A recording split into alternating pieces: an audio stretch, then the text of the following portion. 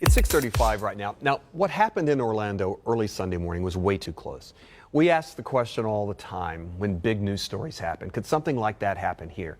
And I think we can all agree, yes, it could happen here. That said, are we prepared for it? Well, the Hillsborough County Sheriff's Office does prepare for this kind of scenario. Major Chad Chronister is here this morning to talk about it. Chad, before we start, good to see you, by the way. What were you thinking as this story started unfolding early Sunday morning? Good morning, Russell. And I was just talking with my mom, Helena, about this earlier. I think, like everyone else, angry at the beginning. You know, who could do such a thing? But those feelings were immediately offset by feelings of empathy and sadness. Sadness for the victims and their families. Just overwhelming feeling of sadness. And talk about hitting close to home.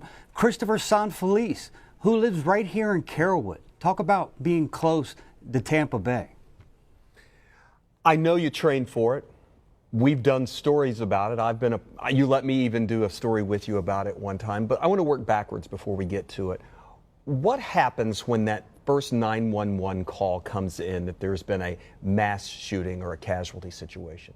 Well, once it's confirmed, it's all hands on deck. And you're exactly right. We are prepared. We work very well with our local, state, and federal partners. And just as recent as 2 weeks ago, we held a tabletop exercise with all of our partners to go over such a horrific event like this and how we would respond. Some of those executives that we worked with, you saw at the news conference, everyone down to first responders, all the way up to executives of hospitals. How would we handle such a horrific event? God forbid.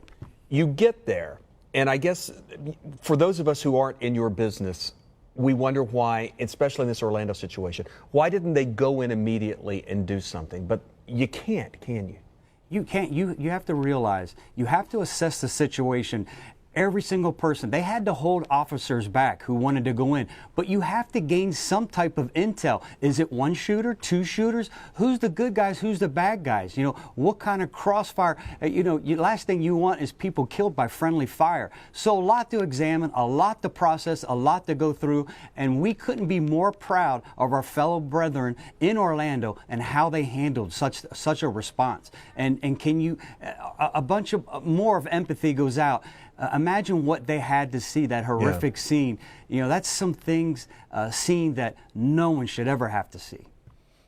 As I saw out at your training facility in Lithia, when you do go in, you go in as a group. I mean, and you're completely trained. We're seeing it. Well, we're seeing now one of your the simulator, but you go in as a group and you're trained to work together as one body, right?